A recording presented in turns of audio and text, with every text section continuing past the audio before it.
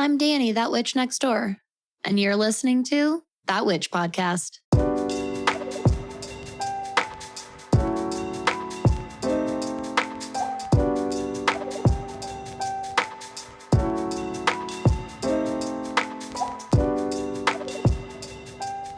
Well, hello, neighbor. Welcome to a very extra special Shadow Chats episode today. I'm Danny. I'm that witch next door. I am here, of course, with the wonderful, beautiful Ashley Michelle of StarSeedShadows. Oh, hey. So glad to be back. And guess what? I have a surprise for you as well, Ash. And Ashley and I, just so you all know, we gab for like ever before we start recording. So true. We've been talking for so long. But I do have a surprise for you. Even in all that time we've been talking, I love this surprises. is my season finale episode. I forgot to tell you, I wanted you for my season finale. Oh, wow. What a season finale. I think it's perfect. I think that breaking for the Aquarius new moon and Aquarius season is going to be really beautiful. And this is the first time in my history of that witch podcast that I'll be taking 2 weeks off. I've only ever taken a week off of the show.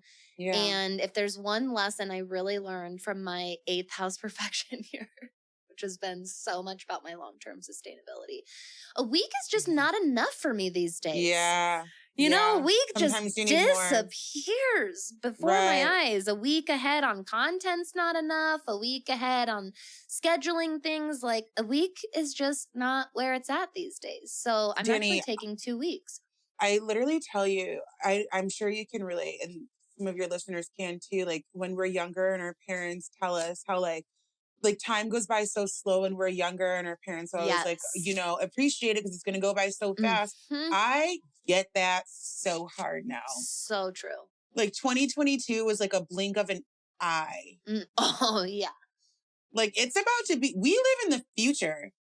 Yeah. Like, I think of like 2025, 2030. So close. So tangibly close. That shit. Tangibly close. 2030 fucks me up. Dude, I have movies in my movie collection. I know, right? Like, look at us just already in the vibe. But like, I've got movies in my movie collection set in the future that are set in 2030, that are set in years that already passed. That's exactly what I mean. That's freaking so insane. Much. 2030, let me just put this in a crazy perspective. 2030, everyone, is 50 years after 1980. Woo! And every time I hear that, I'm like, fuck that. 1980 is 20 years ago. 1980 is 20 years ago. Like, literally, it's 20 years ago. Wow. It is. Oh, isn't that a fucking mind trip? It really is a mind trip. It's a half a century.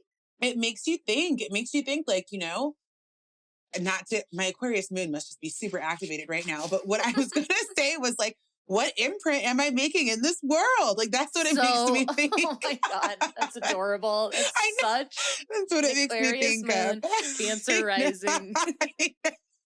Yes, I love that.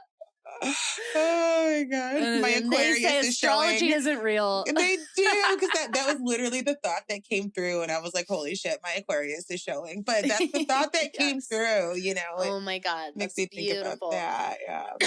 Aquarius, yeah. I'm excited. I run the show in 6-month seasons. Okay. Just feels good. I break about, and honestly, even that is like ish.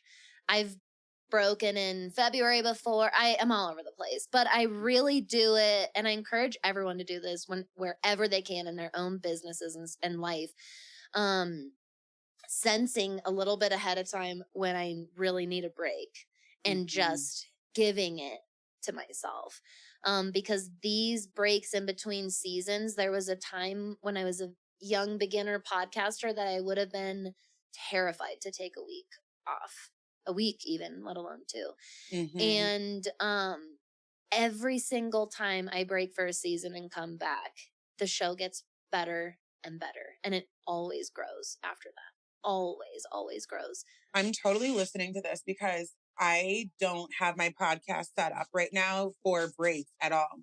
The only break, no, I don't. The only break that I took was when I went and got married, and I took like 2 weeks.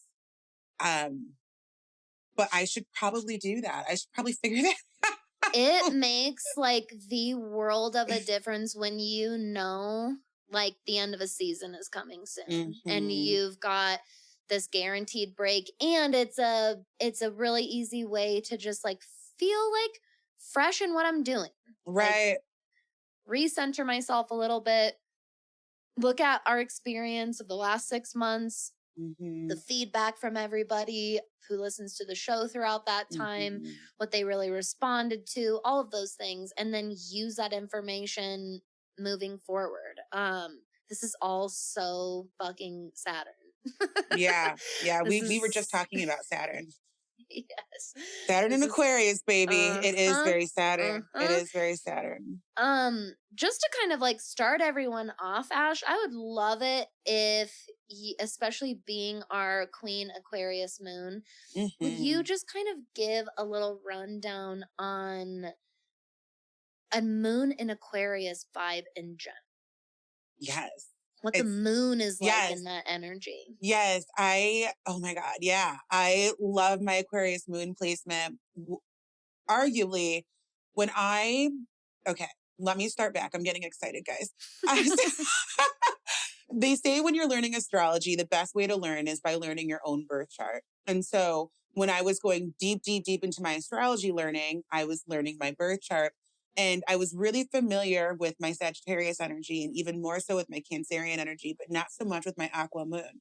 So I did tons of deep dive on it. So in general, a person with a moon in Aquarius, they're taking those vibes. We tend to be weirdos. We tend to dress really funky and kind of put things together. To give you an idea, think Lady Gaga. She's an Aqua moon, right?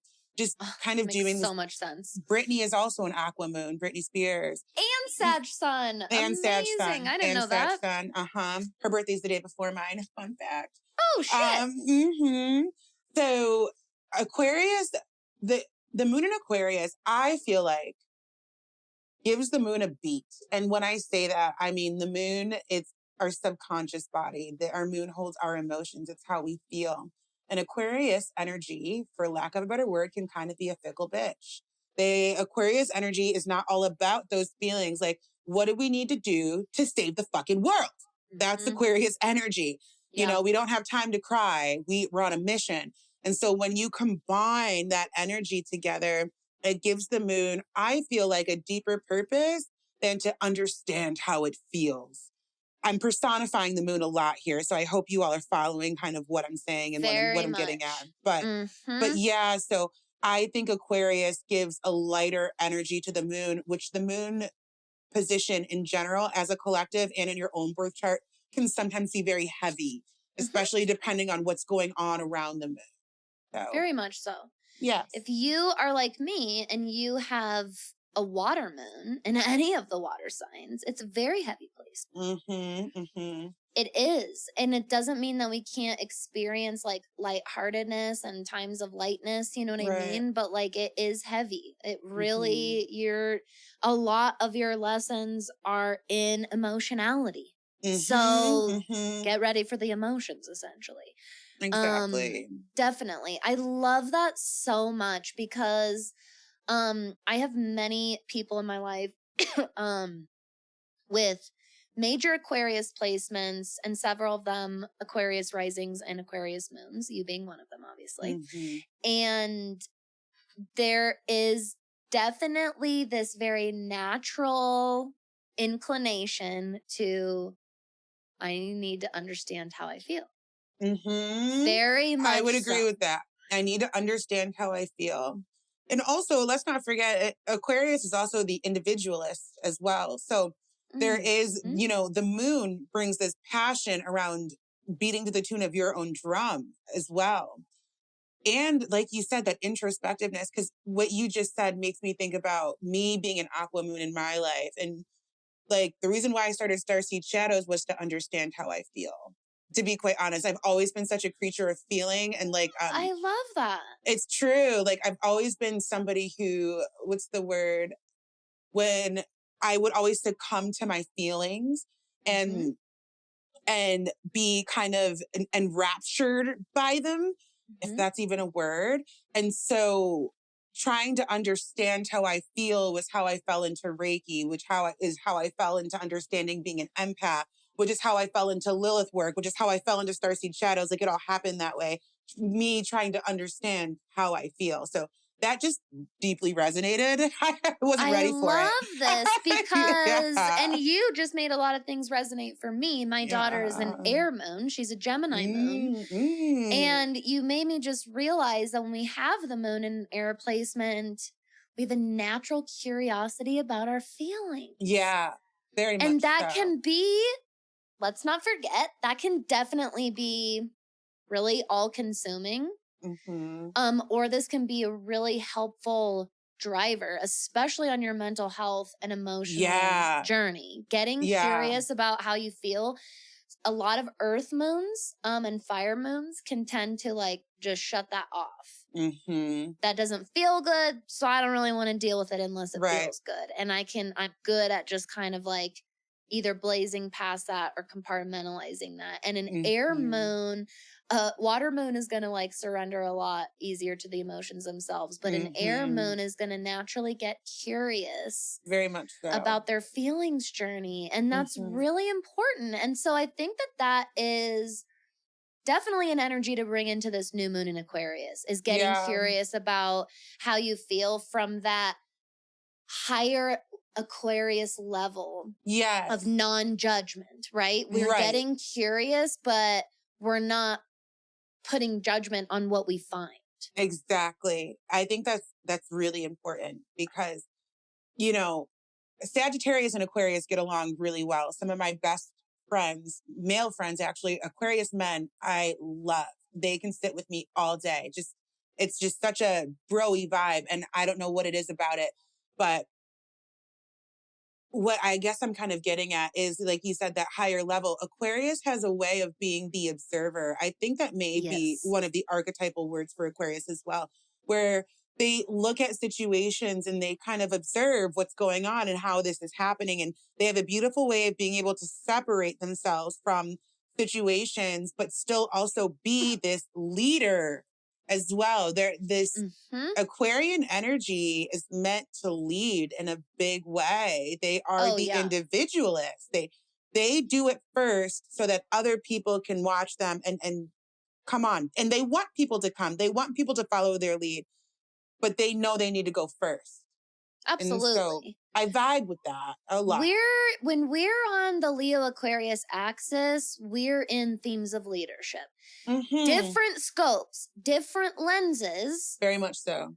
But I always point, when we're talking about leadership, that is one of that and probably the Capricorn Cancer axis. These are very important leadership aspects. And those houses and those signs tend to teach us a lot about our leadership qualities, which, by the way, would be the 5th and the 11th house and the 4th and the 10th.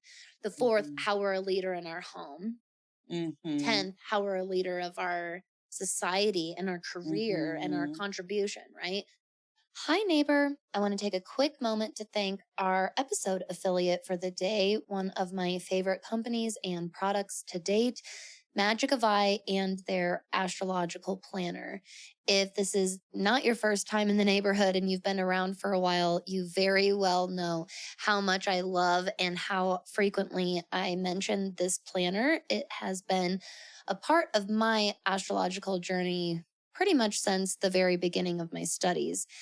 This planner not only has educational support like reference materials, there's basically a mini textbook at the beginning of this planner, but it also just has journey support because there's journal spaces, there's a lunar calendar, there's a transit calendar to help you learn astrology, but to actually start living very cyclically and cosmically, regardless of your experience level. This is what I love about this planner. It's very, very accessible, no matter what experience level you are with astrology.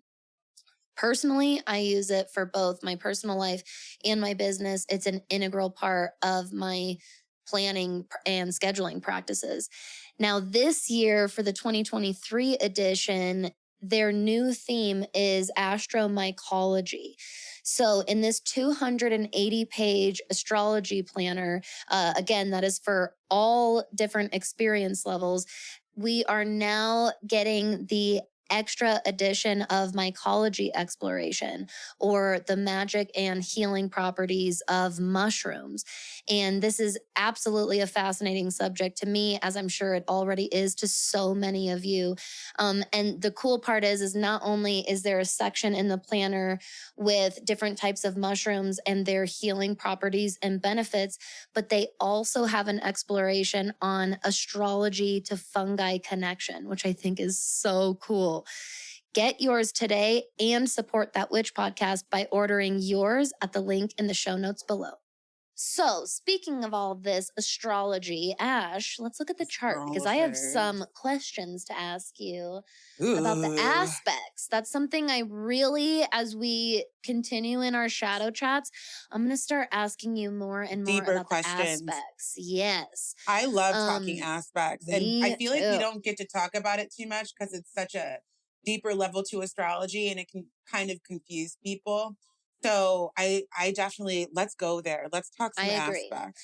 There is, you and I have had to teach enough astrology that I think we're good about the way we talk about aspects too. I would agree. In a really digestible way. Yeah. Because it does, whether you're looking at the chart or looking at an ephemeris, aspects can look like crazy robot language. They can, and they're really important. They're very important, They're so which is important. why when you do finally start to grasp it, the chart comes to life. Like really, astrology comes to life. It takes so much. If you are in this journey, I just want to like give you a little shout out of solidarity right now. If you are in the beginner and intermediate stages of your astrology journey, I want you to know that like that is a long, strenuous journey. And I get it because you're basically having to get to know from the inside out so many fucking characters before you can finally understand what they do and how they interact. It makes sense why it takes so long. God forbid. It's not funny, but it's kind of funny. You've been studying your chart for X amount of years and then your mama got your birth chart wrong. I've had more, like your birth time, I've had more than one person come to me and be like, dude, my mom gave me the wrong time. And I'm like, poor baby. It's okay. We'll get it fixed. Times, but you still did the good work of learning the zodiac, learning the planets and the celestials, it was not learning the houses. No, any of you guys that's happened to, it was not a waste. No, and people feel really. This could either make you feel shittier or make you feel better. There are so many different branches of astrology. You actually have a different chart in all. If you really want to fuck yourself up, I think try I'm like whole Gemini. sign versus Placidus. Try Vedic. Try Hindu. Yeah, exactly. Yeah, in Vedic, I think I'm like a Gemini or even a Scorpio. I can't remember, but I remember pulling my Vedic chart once, and I was like, I can't do this right now. That's like literally what I did. I was like, sit down. No. Maybe one day. Today is not that fucking day. Right now, we're just going to focus on Western until I feel really, really, really solid. And we're like astrologers here saying this. Like, don't feel like you got to do it all, my loves. No. Some people feel called to like Vedic, for example, in the first place. And that's where they feel called is like Eastern astrology. And that's where they go in the first place. Awesome. We're just saying you do not need to try to be a master of all, like at all, because it's not going to happen. It's not. And I believe in my opinion, quality astrologer will advise you the same. You are meant to absorb the version of your chart that you really do, like for a reason. Yeah. Those placements resonate right now at this time of your life for a reason. And you know what? Then you'll get to a stage where you'll do your progress chart and that'll fuck you up too. But I love it. It's addicting. Progress charts are very addicting for me and also hurt my brain a little bit. Have you done an episode on progressions? No, actually, I'm glad you're asking this. I would love to start embarking on that with everybody. Oh my God. I only self-started the progression journey a year and a half ago. And started digging into it on my own. So that's one of my little background things that I learned by myself, but I haven't brought it to the neighborhood yet. No. Okay. I feel like we should do something with that. Maybe read each other's charts. Ooh, that's a great idea. Isn't that That's fun? one thing I want to do is bring people on and do some chart readings, which is exactly why I want to read and ask you some questions about these aspects. Right. We are tangenting our today. first, I love it. I know it's important though. Our Yeah. first full year, a little bit over, of shadow chats has really been around getting everyone comfortable with the new moon itself, the zodiac sign itself, and kind of the shadow qualities.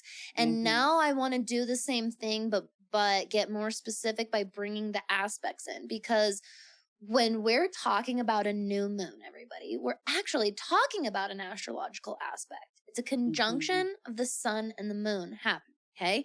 Which means that the sun and the moon are exactly on top of each other from an Earth or geocentric point of view. And this is why we don't see the moon that night, because it is conjoined with the sun. So we don't have the sun to illuminate the face of the moon. But that is an aspect. Exactly.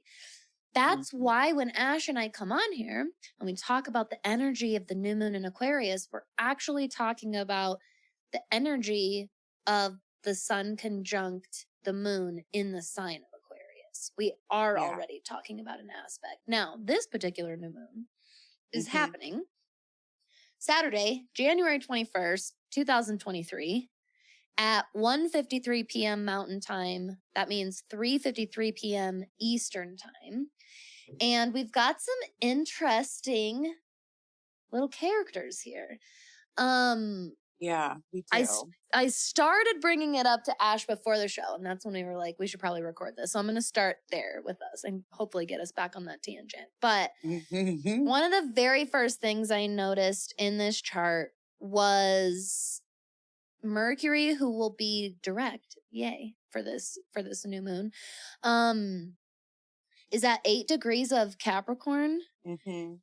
And we have Mars at 8 degrees of Gemini, which means they're 150 degrees apart and they're forming a queen cux. And this is, it might sound like I'm really throwing you for one, because if we're already not talking a lot about aspects, you definitely don't hear much about queen cux. I know, but we're doing it. Can we start off with a square, girl? But here's why. I find that this aspect is glossed over way too much. And it's an important aspect. And it's actually important. Yeah. And it gets, it's the seed of a lot of things, and it gets overlooked all the time. So what this is instead of two signs being 180 degrees apart, which would form an opposition, they would be completely opposite each other on the chart.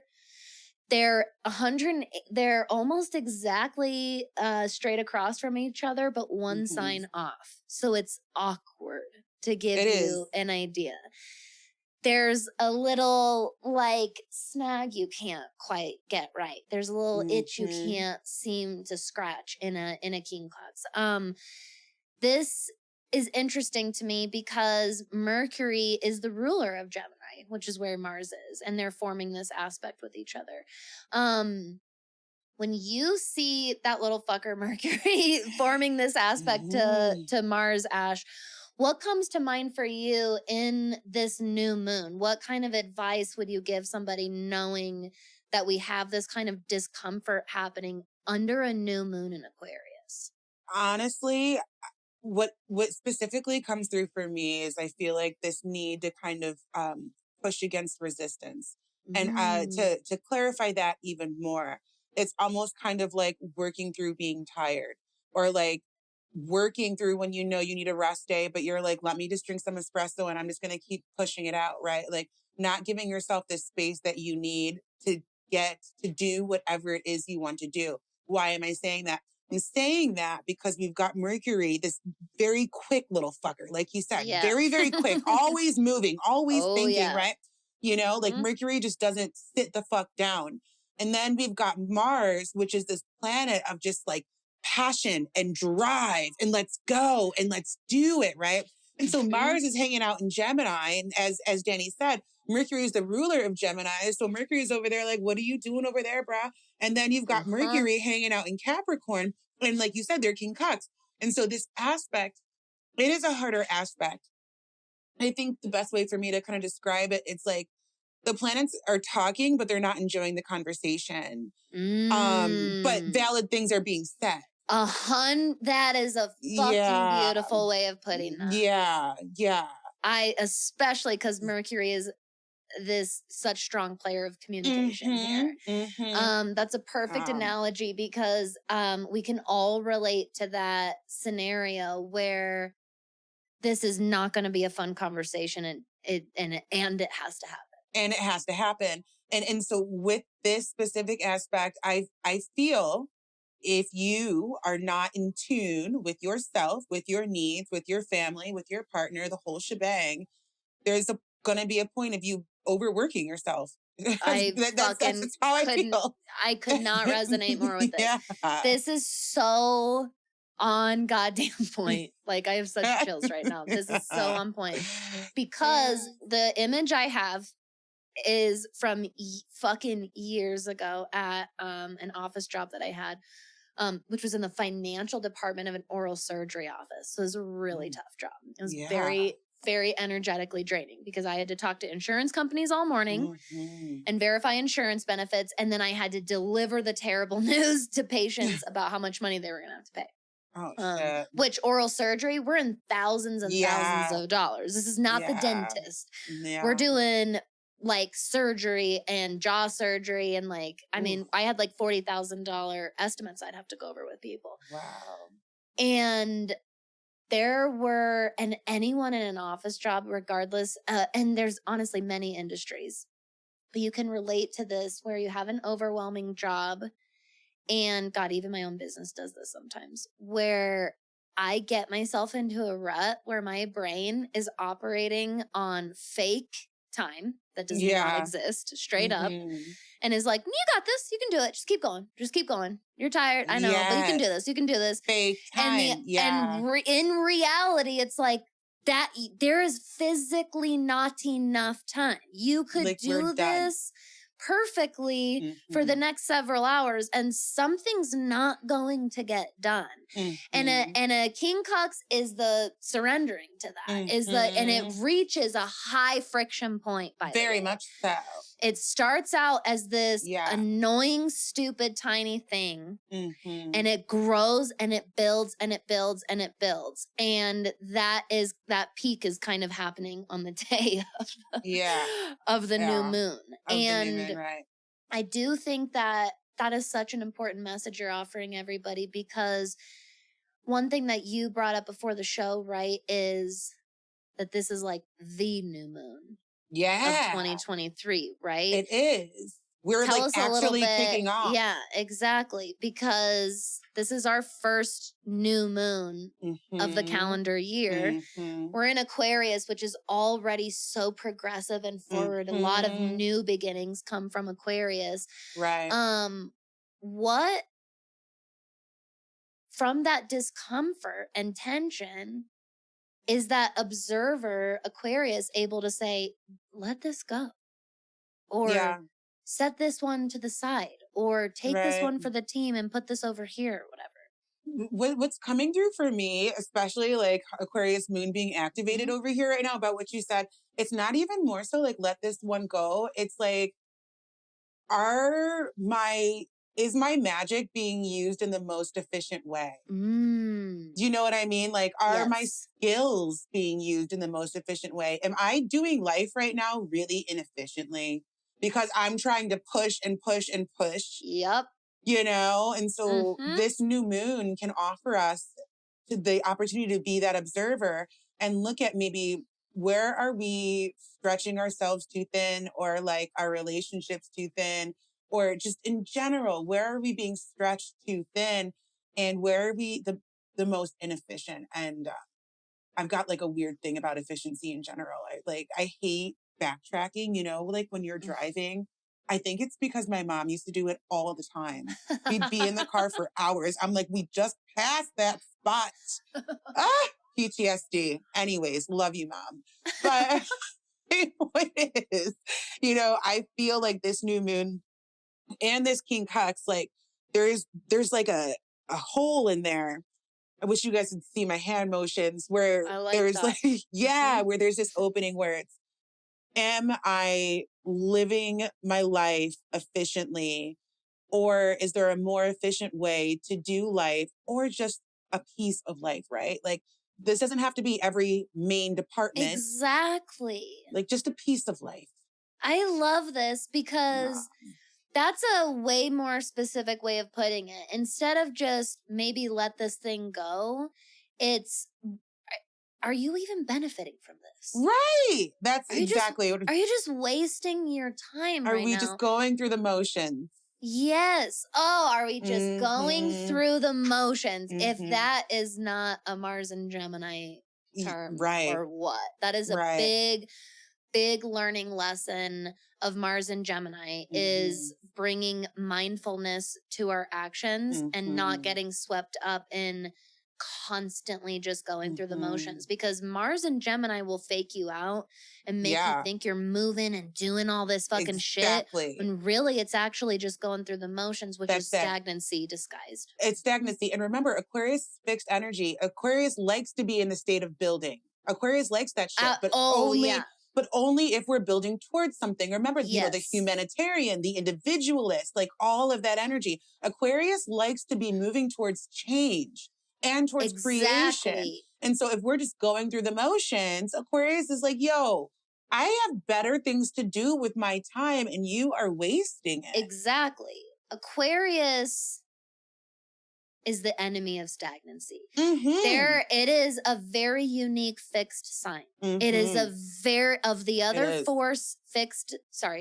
the other three fixed signs, Aquarius is very unique. And I have been saying for a little while now, it is fixed in its forward motion. Yeah. That's where the fixed energy comes from in Aquarius. Whereas Taurus, we're going to have some stillness. Yeah. Right? It's funny we're talking about this. I was meditating just on this thought just a couple weeks ago. I was thinking about Aquarius energy being fixed and how different it was from the other fixed signs. It's funny that this is coming up. And yet it is very much a fixed sign. It makes sense why it's a fixed sign. And in true Aquarius faction, it's kind of an oxymoron in and of itself. Just right in and of itself. Exactly. And kind of a walking anomaly, if you will. Walking anomaly. And Aquarius is known as the walking anomaly, the oxymoron of the zodiac. It's like, we want to be with the pack because there is this energy around Aquarius wanting to be in the sisterhood and wanting to be in the brotherhood and wanting to be in the religion where everybody's hanging out and wanting to be a part of something. Aquarius wants to be a part of something, but at the same time wants to stand tall on its own. Aquarius, you know, sometimes doesn't really know what it wants. I have found in the Aquarians that I've worked with and in my own path as an Aquarian moon, that sort of back and forth mentality truly depends on what's going on in the life of the Aquarius. Whether we are being an individual and we're doing our own thing, or whether we really want to be a part of the pack and we just want to be accepted and loved. I think it changes. I think it flows, but both of those characteristics are very deep rooted in Aquarius energy.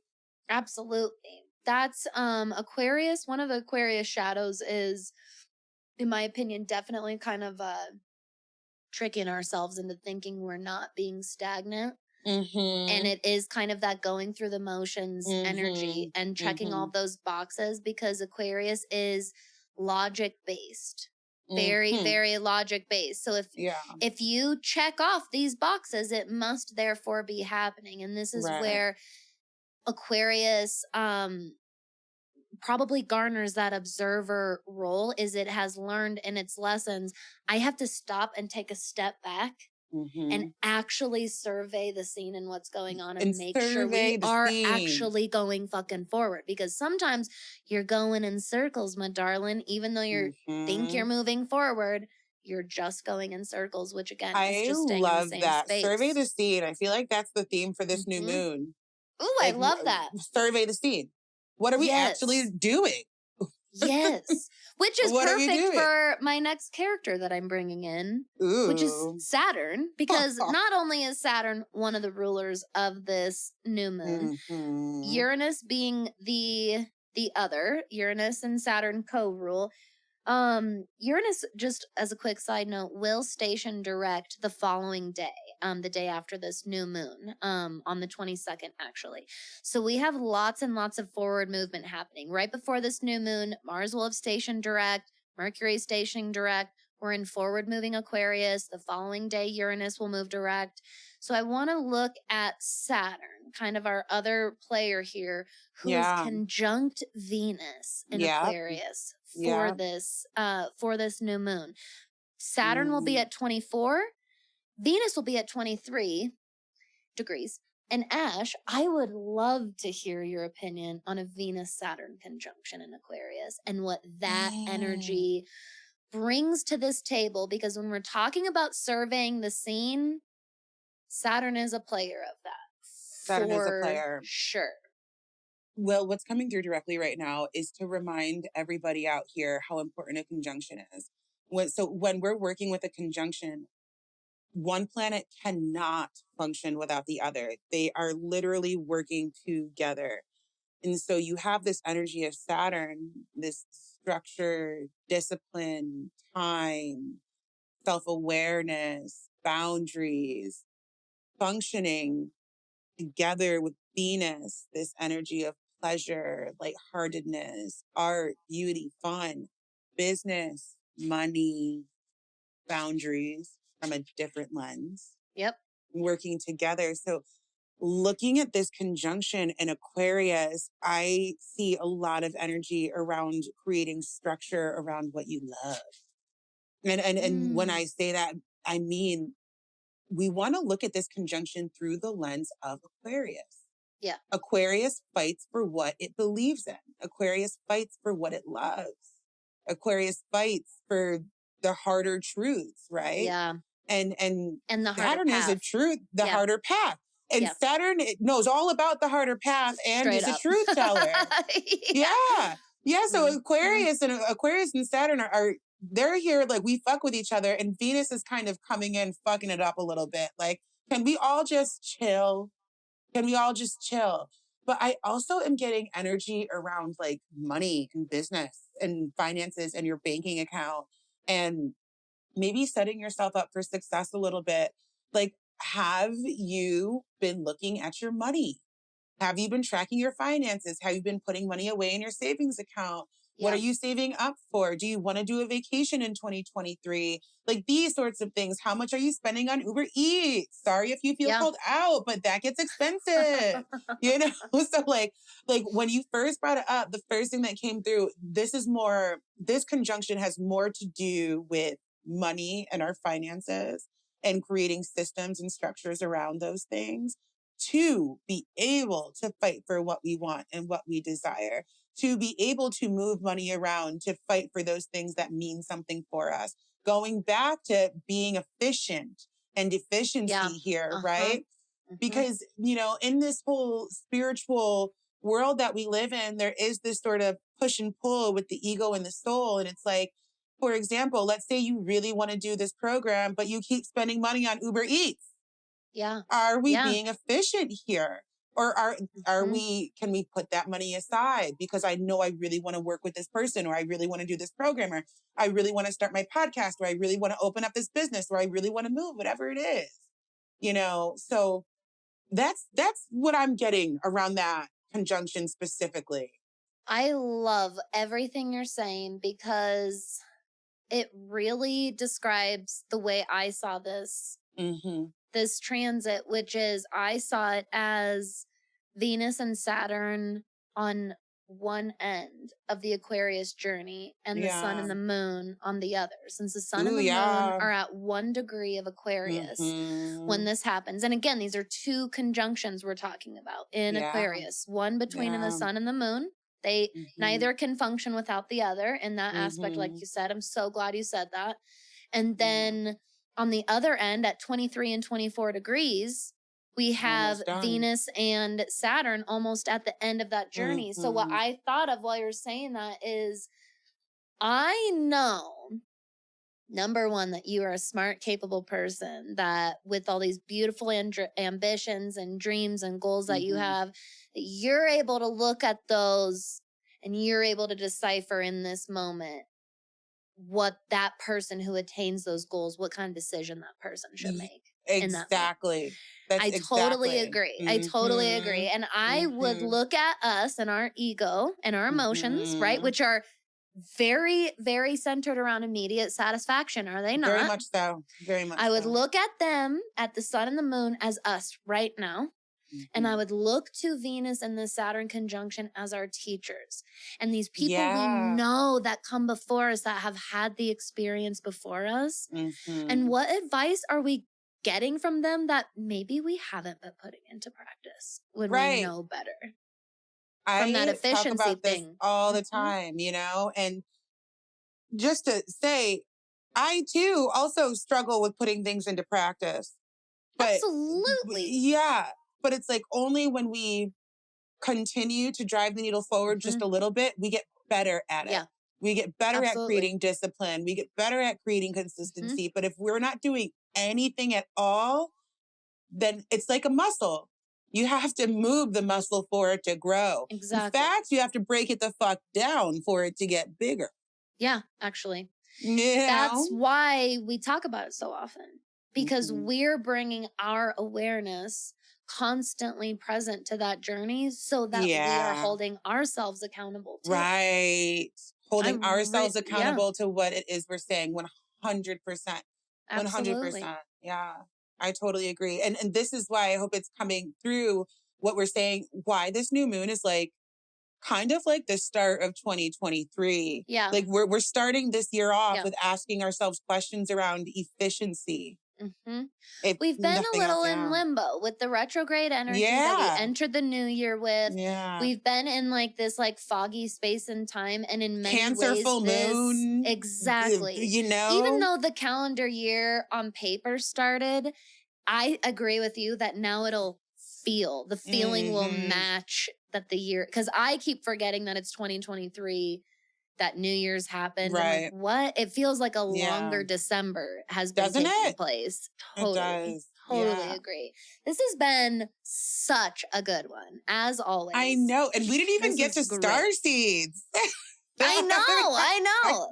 That wasn't the tea that was needed this time. I know. Aquarius, because I really do think a lot of it is this 1 degree and these 23 and 24 degrees celestials teaching us, hey, I love that. The basics, the details, the right here and now. Let's get that shit, those ducks in a row now, and actually move forward efficiently. Survey the scene. I love that. Yeah.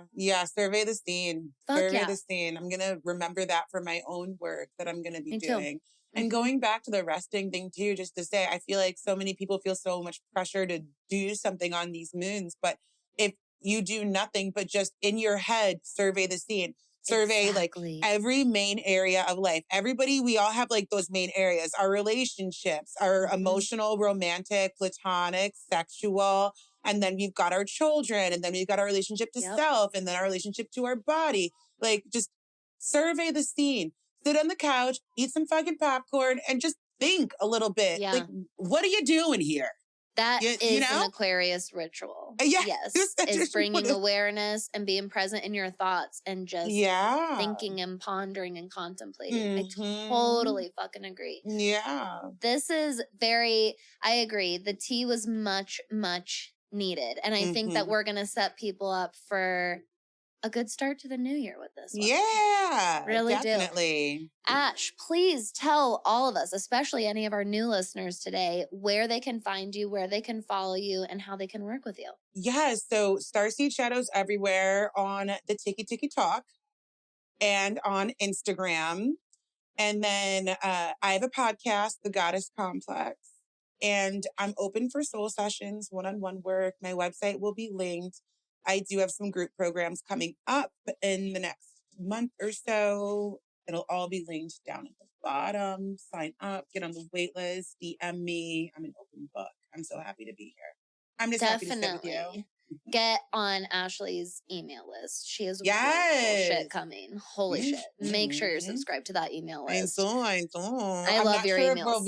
Yeah. Oh, thank you. I'm not sure it will be announced yet by the time this comes out. So We'll keep it a secret. Good. So just get Maybe on the for email Pisces list. new moon. Exactly. Maybe for Pisces new moon, there'll be That's gonna be a fun news. one. So I love that. First That's it's your gonna be a moon, fun then one. it's my moon. And then it's your moon. Yeah. I love Yes, that. That's great. I do too. Thank you so much for being here with me today, love. I love these chats. Awesome. I love them too. And of course, I'll see you in a month. All right. Thanks so much for listening, everyone. Stay safe, have fun this new moon, and stay magical out there. Hi, neighbor. Thank you so much for listening to today's episode of That Witch Podcast. If you want to support the show and get your hands on some really magical goodies, make sure you check out some of the awesome companies that I'm an affiliate for in the show notes below. You can also leave a 5-star rating and review on iTunes as well as Spotify now. And really the best way to support That Witch Podcast is just by sharing the show online, like your social media platforms, or telling a friend that you think would enjoy it. If you're looking for more magical content like bonus episodes, classes I teach, and support in your witchcraft, make sure you come check us out in That Witch School, my magical monthly membership with a very welcoming private online community. And don't forget to subscribe to my email list for weekly astro forecasts, journal prompts, and more, and stay up to date with all of the happenings here in the neighborhood.